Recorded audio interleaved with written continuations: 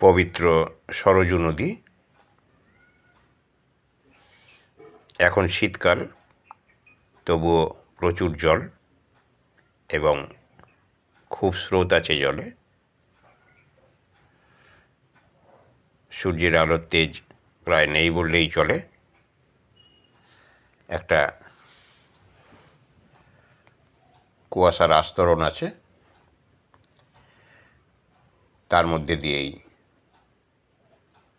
Boat খুব জোর চালিয়ে নিয়ে যাচ্ছেন মাঝিরা। যাত্রীরাও দেখছেন এবং তাদের কাছ থেকে কিছু তথ্য সংগ্রহ করছেন। আপনারা ভিডিও দেখুন এবং এপিস ক্রিয়েশন চ্যানেলটিকে সাবস্ক্রাইব করুন।